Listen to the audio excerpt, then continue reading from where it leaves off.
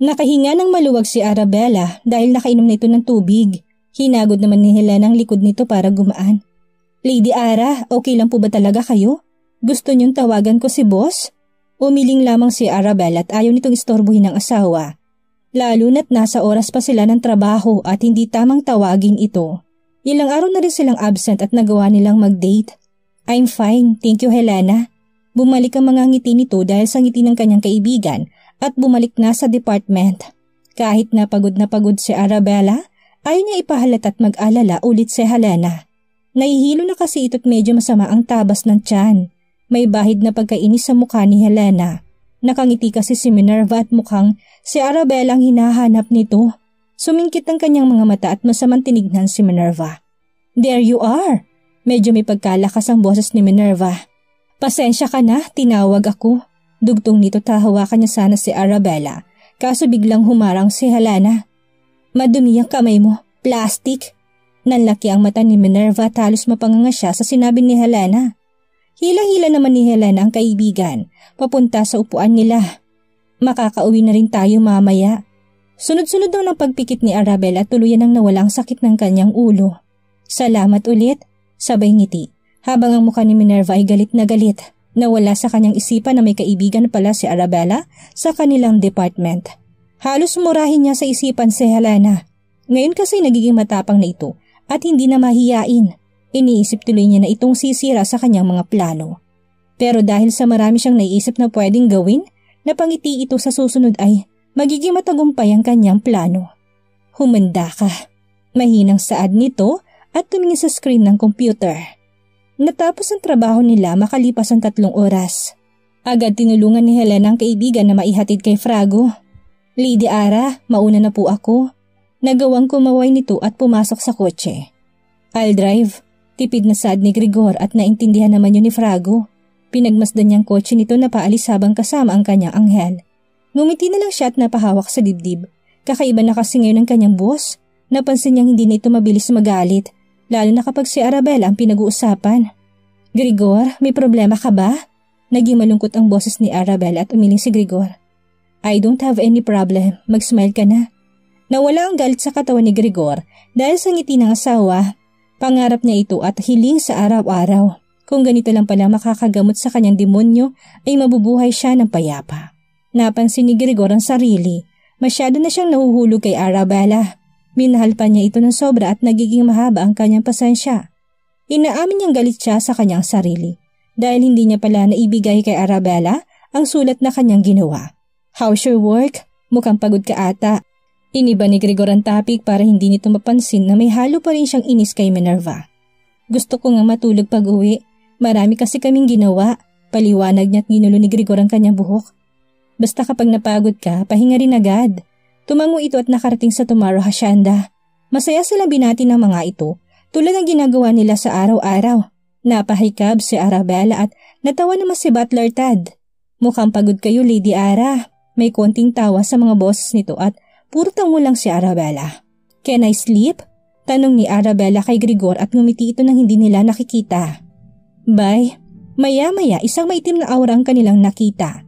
Walang sino man ang gustong gumalaw mula sa kanilang kinatatayuan. Napasa po sa sentido si Grigor at maging siya'y wala sa mood. Sumabay pang ganitong sinisigurado niya na alam ni itong kanyang ina. Where's Ara? Sabay lingon kay Judy. Hindi ito makapagsalita dahil sa takot. Nagawang maging alerto ni Butler Ted at tumingin kay Vera. Madam Vera, nagpapahinga na po si Lady Ara. Nakahinga sila ng maluwag dahil hindi na ito nagtanong pang muli. Masama ang mga tingin nito kay Grigor at dali-dali siyang lumapit dito para hampasin sa braso. Iyo! How dare you to do that? Hindi iniwasan ni Grigor ang manghampas sa kanya ng ina. Bagkus sinayaan niya lang ito at naisip na deserve niyang masaktan. Kung tutuusin nga hindi pa ito sapat sa kanya. Matapos niya magkamali sa pagbigay ng love letter, walang emosyon sa mukha ni Grigor habang pinapalo ito ng ina. Kasabay nun ang pagsulpot ng dalawa na si Argus at Simon. Ma'am, don't hurt brother. Awat ni Simon sa ina at ayaw nito makitang pinapagalitan ng kanilang idol na kapatid. Simoner, isa ka pa! Sumigaw ito at halos mabingi na sila, habang ang kanilang ama na si Damon ay wala ring magawa. Ma'am, how many times do I have to tell you? It's Simon, not Simoner? Umirap ito't bumuga sa hangin. Humarang na rin si Argus at kararating lang nito galing opisina. Sabay nadatnan pa niyang ganito ang ina at sinisigurado niyang may ginawang kalokohan ang kapatid. Ano bang problema? Mas lalong kumunit ang noo ni Vera sa sinabi ni Argus. Anong problema? Sabay singkit na mga mata nito. Nagawa lang naman niya bigyan ng love letter yung supervisor nila at papakasalan daw niya at gusto pa ng anak? Sabay ngiti na nakakaloko ni Vera. Halos malaki ang mga mata nila at narinig din yun ng mga katulong sa bahay. Sino naman ang hindi makakarinig sa boses ni Vera kung ang lakas-lakas? Brother? Halos mautal si Argus at napagtanto nila ni Simon na nagsasabi ng totoo ang kanilang ina. Sumakit din tuloy ang ulo ni Simon dahil hindi nito akalain na babaero rin palang kapatid. Brother, I know it's not true. Tell us. Sabat ni Simon at bumuntong hininga si Gregor. It's just a mistake. I gave her wrong plastic. Para kay Ara yun at hindi para kay Minerva. Dahil sa sinabi ni Gregor, ang dalawa niyang kapatid ay naniwala sa kanya. Alam nilang hindi ito ganito at si Arabella lamang ang unang minahal. Oo nga naman, sabat ni Argus at ganun din si Simon. Oo, tama ka dyan. Parang mga sira ang dalawang ito at hindi na alam ni Vera ang gagawin. Siguraduhin yung hindi ito makakarating kay Ara. May pagbabanta sa mga boses nito at tumangunang ang lahat. Malaking gulo ang mangyayari kapag nalaman ito ni Arabella. Kahit na alam nilang mabait ang dalaga ay hindi pa rin dapat maging ganito. Napailing na lang si Argus at pinagmamasdan ang seryosong mukha ng kapatid. Hanggang ngayon ay hindi pa rin niya ito mabasa. Sigurado siya na may binabalak na naman ito na hindi niya nalalaman. Ganon din naman si Simon. Ayaw kasi niyang pinapagalitan ang kapatid. Hindi ito dapat makarating kay Ara. Bigkas niya at tumangon naman ang dalawa sa kanya. Don't worry brother, kami nang bahala. Nakangiti pa si Simon at nagawa itong sikuhin ni Argus. Huwag kang ngumiti dyan. Sabay tingin ito ulit sa kapatid. Kahit kailan ka talaga? Sabi ni Simon habang inaasikaso ang kapatid. Sa narinig ni Simon, handa siyang tumulong at sinisigurado niya na hindi ito makakarating kay Arabella. Ayaw lang niya masaktan ng kapatid at ayaw niya rin makitang malungkot ang dalaga. Halata kasi rito na mahal ito ni Gregor at mabuting tao. Pumasok ang mag-asawang Tumaro sa kanilang kwarto. Napahawak sa sentido si Vera at hinilot naman ito ni Damon. Hindi magagawa ni Gregor yun. Paliwanag nito at alam naman ni Vera yun. Malaki ang tiwala niya kay Gregor at talagang nakikita naman niya na walang hilig ito sa babae noon pa man. May halo rin na pagtataka sa mga mukha niya sa sinabi ng mag-asawang Cruz sa kanila. Dahil sa eksenang ginawa ni Minerva sa Gremo, ayaw itong palagpasin ni Vera at Damon. Gusto nilang parusahan ang dalaga. Kaso sa kasamaang palad, nalaman nilang isang bagay na hindi nila inaasahan. Meanwhile, 3 oras na naghihintay ang mag-asawang Cruz. Bakas nainis sa mga mukha nila. Hindi kasi nila alam kung niloloko lang sila nito. Kahit na aircon ng restaurant na pagmamayari ni Argus, parang pinagpapawisan pa rin sila ng dahil sa tagal. Ito ang pinuntahan ni Gregor at Arabella nung araw na nag-date sila at ito rin ang araw na muntik nang makita ni Minerva si Arabella. Umayos naman sila ng upo dahil nakita na nila ang dalawa. Nagawa pa nga nilang ngumiti, kaso walang halong emosyon sa mukha ni Vera at Damon. Good morning, bati ng mag-asawang Cruz. Anong gusto niyong sabihin? Seryoso lang mukha ni Vera habang nakaupo sa upuan. Kinikilabutan ng dalawa dahil talagang nakakatakot ito. Tanging si Vera pa lang ang nagsasalita ay talagang nakakakaba na. Pumikit ng saglit ang ina ni Minerva at bago nagsalita. Hindi pa namin alam kung nabanggit sa inyo ni Gregor ang tungkol dito. Kumunot parehas ang noon ni Vera at Damon at nakating sa isang cellphone na nasa lamesa. Kinuha yun ni Damon at hindi pinhalata ang gulat sa kanyang mga mata. Binigay niya ito sa anak kong si Minerva. Paliwanag ng ama ni Minerva at nang mabasa ito ni Vera, para siyang nag-aapoy sa galit at hindi makapaniwala. Alam niya mga sulat kami ng kanyang mga anak. Sigurado rin siya na hindi nagsisinungaling ang mag-asawang ito. Nagkunwari sa Vera at tumingin sa dalawa. Are you sure? Pagsisinungaling ito kahit alam niya ang sulat ito ni Gregor. Yes ma'am. Nakatungo lang ang dalawa at kinakabahan sa susunod na sasabihin ni Vera. Wala na silang maisip na ibang paraan at gusto na nilang maging bilyonaryo. Sobrang bilis na rin ang tibok ng kanilang puso sa kaba. I think it's a mistake. Napatunghay sila sa sinabi ni Damon. Yeah, we knew our son at saka wala naman nakalagay na para kay Minerva ang sulat na ito. Kasunod nun ang pagtaas ng kanyang kilay. Dumoble ang kaba nila dahil tama naman ito. Walang nakalagay na pangalan pero iniisip pa rin nila na para kay Minerva ito. Bakit hindi niyo nalang tanungin si Gregor? Umaasa ang anak ko, ma'am. Ngumisi si Vera at alam niya na ang mga ganitong salita. Umaasa? Maikling saad niya. Una sa lahat, walang hilig sa babae ang anak ko. At kung meron man, alam namin. Hindi nila magawang makapagsalita. Kinakabahan silang maigi at hindi na alam ang gagawin. Tumayo na si Damon at ganun din naman si Vera. Maniwala naman kayo at saka ang mahal ng gown na binili ko para sa event ni Gregor. Hindi pa nga kami binabayaran ng luntik na lalaking yun. Galit na sabi ng ama ni Minerva. Para nabingi ang mag-asawang tumaro. Alam nilang si Connor ang tinutukoy nito at hinarap niya tuloy ang dalawa na may inis. Who do you think you are? Problema ba niya kung mamahalin ang gown na binili mo? Parang sinaksak ang ama nito sa sinabi ni Vera at hindi makapagsalita. Bakit hindi nalang mumuray ng binili mo para hindi ka problemado? Dagdag nito at parang may himatay ng ina ni Minerva sa sobrang kaba at inis. Grabe kang magsalita. Kung hindi dahil sa asawa mo ay hindi ka naman mayaman ngayon. Sumigaw ang ina ni Minerva dahil sa inis. Pati ang mga tauhan ni Argus sa restaurant ay kinilabutan. Nagawa lamang nitong sigawan ng ina ng kanilang amo. May halong takot na rin sa kanilang mga mukha na baka pati sila ay madamay. Nagulat naman ang ina ni Minerva.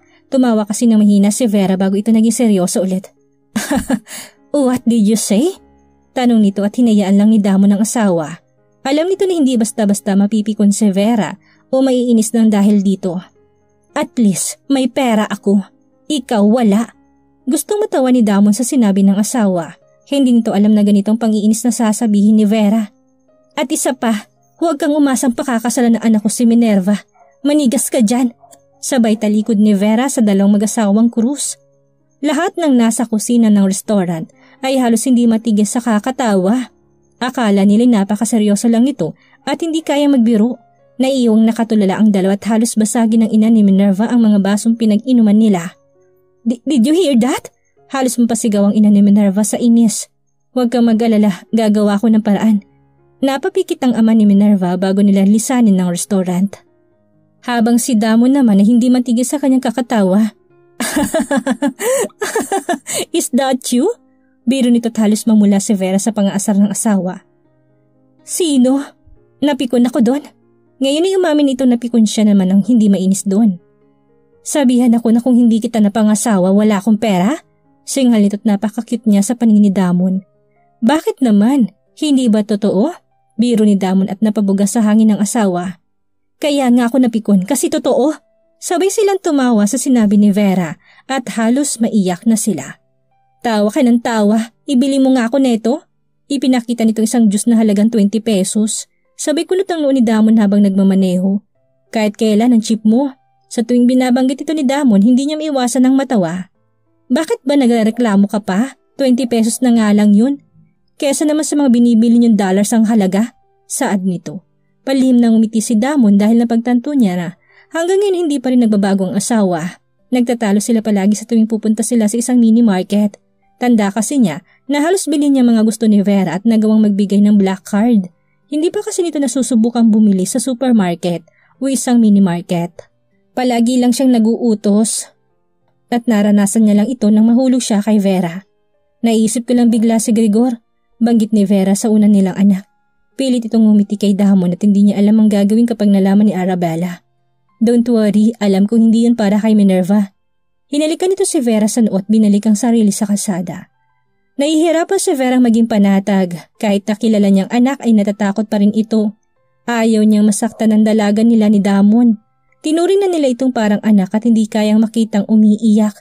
Sa tuwing nakikita nilang mukha nito'y napapangiti sila. Masayahin kasi talaga ito at halos lahat ay mahal na mahal siya ng mga tao. Promise me? Saad ni Vera habang nakahawak sa braso nito. Huwag ka nang mag-alala, okay? Nagawa niyang tumango sa sinabi ni Damon hanggang sa nakarating sila sa loob ng bahay. Binati sila ng lahat at doon na rin niya nakitang nakaupo sa sofa si Gregor. Kahit na anong gawin niya, ay hindi niya napigilan na sariling hampasin ito. Hindi alam ni Gregor ang gagawin dahil meron siyang business trip sa Amerika. Iniisip nito ang asawa, tanging si Connor lamang ang kanyang maasahan sa ngayon at maging si Helena. Kita naman ni Farago ang pagiging problemado nito. Halata kasi rito na ayaw niya maiwan si Arabella. Boss, we need to go. Saad ni Farago at halos 30 minutes late na sila. I know. Tumayo na si Gregor at tinungan sa sasakyan. Habang si Connor naman ay nakahanda na dahil ito ang pangalawang misyon ni Gregor. Babantayan niya ang anghel nito habang hinintay niya ang balita ni Simon tungkol sa second gang. Wala pang isang buwan si Connor pero may sasakyan na siya. Regalo ito ni Vera at Damon bilang kasama sa pamilya nila. Iniisip niya malaki ang pasasalamat nito sa buong pamilya ni Gregor. Habang busy na rin ang kapatid nitong si Lenny sa school, hatid sundo siya ni Butler Ted at Judy. Huminga siya ng malalim bago sagutin ang tumutunog na cellphone. "Boss," tawag niya sa kabilang linya at kinakabahang itong maigi. "Alam mo nang gagawin mo." Parang yelong mga boses ni Gregor sa kanyang pandinig. Halos mangatal siya sa takot sa tuwing magsasalita ito. "Ako na pong bahala." Pagkasabi niya noon ay biglang pinatay ni Gregor ang cellphone. Kinamot ni Connor ang kanyang ulo at nag-alarm sa cellphone. Susundin niya ito ng 4:30 p.m. at maghihintay siya sa parking lot.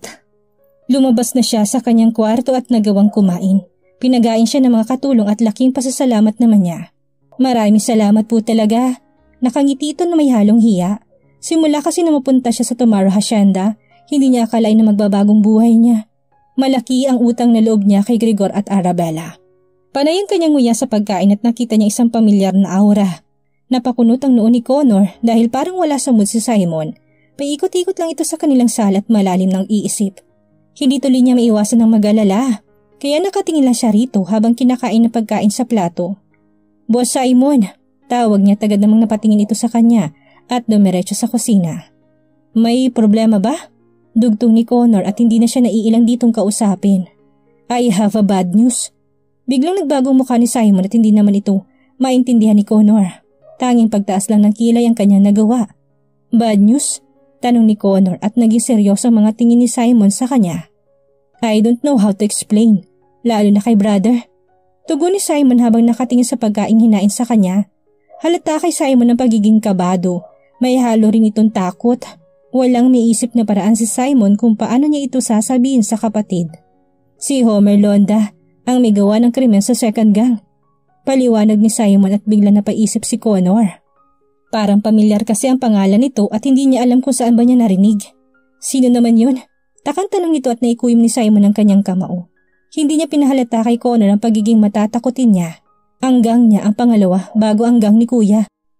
"Hindi ko alam kung tamang hinala ko." Saad nito at bumuga sa hangin. Pinapatay niya ang mga tauhan ni Keeper dahil silang pumalit sa pwesto nila. Medyo naguguluhan pa rin si Connor na medyo gets niya naman. Hindi nito maintindihan kung bakit parang takot na takot ito. Sigurado naman ako na kapag sinabi niya ito kay Boss Gregor ay malulutas agad, isip ni Connor habang pinagmamasdan si Simon. "Alam kong naguguluhan ka, Connor, pero kaya natanggal ang gang ni Homer ay dahil sa gusto niyang patayin si Kuya at maging Mafia King." Nanlaki ang mga mata ni Connor at ngayon ay naiintindihan na niya. "Bakit hindi na natin sabihin?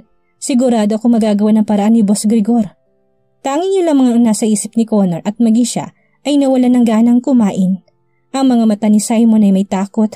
Kahit na sinong tumingin dito ay madali siyang mababasa. "Hindi yun ganun kadali, Connor. Natatakot ako para kay Ara." Natigilan si Simon sa kanyang binanggit. Sinisigurado ko na kapag nalaman niyang about sa kasintahan ni Kuya, baka kung anong gawin niya rito at baka wala nang makapagpigil sa kanya. Habang nakayuko, kinikilabutan naman bigla si Connor at inisip na magiging demonyo ito. Naalala tuloy niya, bigla yung araw na nakakita siya ng mga patayan. Parang demonyo na ito at hindi mapigil ang sariling pumatay. Kaya naisip niya bigla na paano na lang kung masaktan ng anghel nito. Sigurado siya na hindi ito palalagpasin ng demonyo. Maging si Connor hindi makapagsalita mula sa kanyang kinauupuan. Pati tuloy siya ay natatakot na sa pwedeng mangyari. "Anong gagawin natin?" tanong ni Connor at panay ang isip ng paraan para makatulong. "Hindi ko alam. Natatakot lang ako na dumating ang panahon na si Ara ang maging dahilan para masaktan ang kapatid ko." Lumungkot ang mukha ni Simon sa kanyang sinabi. Alam niyang mahal na mahal ni Gregor ang dalaga. Sigurado siya na hindi niya ito hahayaan na masaktan ni Homer o kung sino man. Kaya hindi niya alam ang gagawin kapag nasaktan ang anghel nito at paano aawatin ng demonyo. "Ako na ang bahala at saka ko na lang siya kakausapin kapag nandito na ulit siya. Bastang dapat lang nating gawin ay protektahan si Ara kahit na anong mangyari." Hindi nagdalawang isip si Connor, agad siyang tumango sa sinabi ni Simon. May halong takot sa kanyang katawan pero wala na siyang magagawa. Tanging ang isip niya ay nasa kanyang kapatid na si Lenny. Lahat ay gagawin niya para sa kapatid kaya lahat ay kanyang gagawin. Kung kailangan niya mag-training para lumakas ay susundin niya. Sinilip nitong cellphone at nakita nitong text ni Gregor sa kanya. Kahit hindi niya buksan ang message nito, ay alam niyang pinapagawa nito. May pupuntahan lang ako. Sabay tayo ni Simon sa kanyang kinaupuan. Okay, ingat. Sabay kaway ni Connor sa kanyang boss na si Simon at narinig pa nitong pagtunog ng kanyang kotse. Nagawa na rin niyang umalis sa lamesa at hindi na siya pinagugas ng plato ni Judy. Hindi niya na po kailangan magligpit ng plato at kinuha nito mga platong kanilang pinagkainan. Nahihiya na ako, Judy. Masyado niya rin kaming tinuturing na amo. Hiyang saad ni Connor habang pinagmamasdan si Judy na nagliligpit ng plato. Huwag kayong mahiya at saka tinuring na kayong pamilya sa bahay. Sabay ngiti nito at sinimulang ulit ang ginagawa. Pero salamat kasi inaalagaan niyo si Lenny at sinusundo sa school. Pagpapasalamat ni Connor habang hawak-hawak ang kanyang cellphone. Ginagawa ko lang po ang trabaho ko. Matapos nilang mag-usap ni Judy ay agad naman siyang dumiretso sa kwarto. Napatingin ito sa salamin at napansin niya pumuti siya agad. Lalong lumabas ang kagapuhan nito dahil sa mga binigay na gamit ni Vera. Halos lahat ng ito ay pampaputi at mga vitamins. Hindi na rin siya payat dahil oras-oras ay kumakain siya ng mga masasarap na pagkain. Uminat siya at humiga sa kama. Hinihintay na lang niyang oras na umuwi na ang Anghel ni Gregor. Sa kabilang banda, nakamasid si Helena sa kanyang kaibigan. Tumawag sa kanya si Frago, kaninang umagat na laman niyang aalis si Gregor. Kaya alam na rin niya kung anong ipinapagawa nito. Kinakabahan pa nga siya ng una dahil nabigyan na siya ng misyon ni Gregor. Pero nakahinga naman siya ng maluwag dahil hindi naman mahirap ang pinapagawa nito. Are you okay? Bigla siyang nagulat at napatingin sa nag-aalalang mukha ni Arabella. Tumawa tuloy siya at nagawang hampasin ng mahina ang braso nito. Ano ka ba? Okay lang ako? Habang nakangiti pa rin dahil sa masayang tao si Arabella ay nagawa rin tungumiti. Tandaan mo, huwag kang mahihiya sa akin. Tumangon naman si Helena sa kanya at talagang napakabait nito. Habang si Minerva ay nakamasid kay Arabella. Lalo kasi siyang naiinis ngayon at naalala niya na hindi pala para sa kanya ang sulat. Napagtanto niyang hindi talaga yun para sa kanya dahil nabanggit ito ng kanyang mga magulang. Kaya isa na lang ang plano niyang gawin, parusahan si Arabella Servania. Tumayo si Minerva at pumunta sa banyo ng mga babae. Doon din yun sa kanilang floor at hindi na siya nagsayang ng oras. Habang naglalakad si Minerva, ay naipahalata ang nangyayaring skandalong ginawa niya sa Gremo. Hindi kasi maiwasan na may madaanan siyang kapwa supervisor. Tumutungo ang mga ito dahil naalala niya na sinabi niya na siya ang future Mrs. Tomorrow. Pumasok na lang siya sa banyo at nilagay ang sign na "Do not enter". Kinuha niyang mantika na kanyang tinago kahapon. Binuhos niya sa iba't ibang parte ng kwarto. Alam niya kasing pumupunta ito sa banyo tuwing lunch break. Ang mga ngiti ni Minerva ay talagang nakakaloko. Wala na talagang pumapasok sa isipan niya kung hindi ang gumawa ng kalokohan. Pinunasan niya ang kanyang noo gamit ang kanang braso. Sabay bumalik sa loob ng department na parang walang nangyari. Let's wait and see. Isip-isip ni Minerva at may halong pagtataka sa mata ng isa niyang katabi. Kumunot ang noo nito at lumingon sa gilid.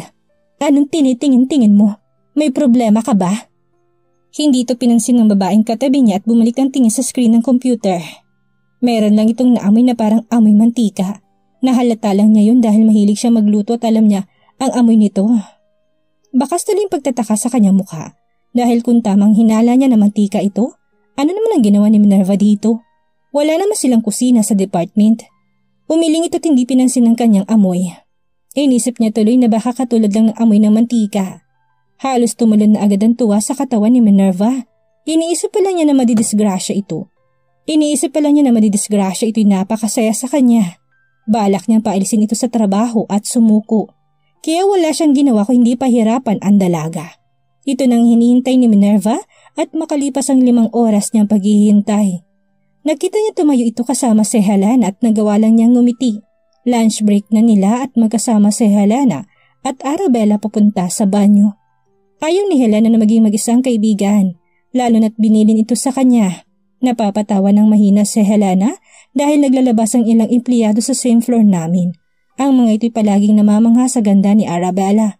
Maging siya ay hindi may pagkakaila dahil nang una ay talagang naging ganto rin siya. Hanggang sa makarating sila sa labas ng banyo at lumingon sa kanya si Arabella. Ikaw? Tanong nito tumiling lamang ito sa kanya. Kahit mamaya na ako, kayo na lang po. Magalang na saad ni Helena at gumiti pa sa kanya ang dalaga. Pagbukas ng pinto ni Arabella at pagsara nun, hindi alam ni Helena kung bakit parang ibang amoy ngayon ng kanilang banyo. Ngayon lang kasi ito nag-amoy mabaho, hindi naman sa sobrang baho. Parang hindi niya maintindihan at hindi na lang tuloy pinansin. Napailing si Helena at inintay na lumabas si Arabella. Kinuha naman niya agad ang cellphone sa kanyang bulsa dahil narinig niyang tumunog ito. Nasa parking lot lang ako mamaya. Basa ni Helena sa text ni Connor at ito ang naghahatid kay Arabella sa kanilang bahay.